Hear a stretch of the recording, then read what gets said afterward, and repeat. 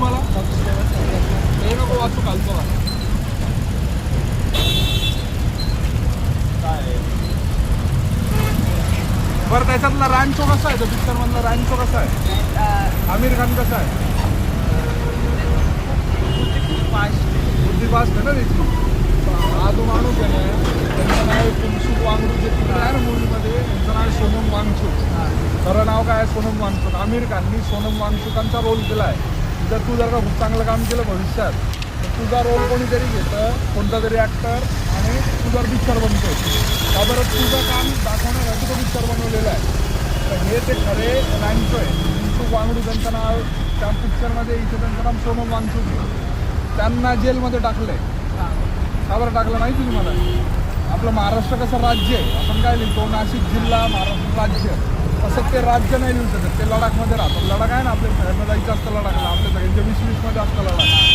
ते जे बर्फाचे डोंगर वगैरे ते जे आहे ना त्याच्यावर त्यांचीच मालकी राहायला पाहिजे. जशी महाराष्ट्रावर कशी आपली मालकी आपण काय म्हणतो मी महाराष्ट्राचा महाराष्ट्र माझा, तसं त्यांचं झालं पाहिजे की मी लडाखचा आणि लडाख माझं. त्याच्यासाठी ते राज्याची मागणी करताय, त्याला 6 शेड्यूल लागतं आणि आपलं सरकार ते मान्य करत नाही. ते म्हणतात की आमच्याच ते ताब्यात राहायला पाहिजे, तुमच्या ताब्यात द्यायला नको. आता जसं तुझं घर आहे, तुझं घर कोणाच्या ताब्यात आहे? तुझ्याच ताब्यात आहे. मी जर का म्हटलं की तुझ्याने माझ्या ताब्यात दे, मी सांगतो तसंच तुझ्या घरात चालेल तर चांगलं आहे का?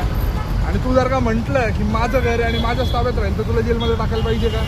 नाही टाकायला पाहिजे. त्यांच्यासोबत तेच झालेलं आहे. तर त्यांच्यासाठी आम्ही आज संध्याकाळी 6 वाजता टॉर्च मार्च काढतोय. ही जी सगळी आंधळी झालेली जी आहे सगळी व्यवस्था आहे, ज्यांनी त्यांना जेलमध्ये टाकलं त्यांना आपण टॉर्च घेऊन दाखवणार आहे. जरा उजेडात बघा की कोण चांगलं आणि कोण वाईट आहे. ते अंधारात आहे.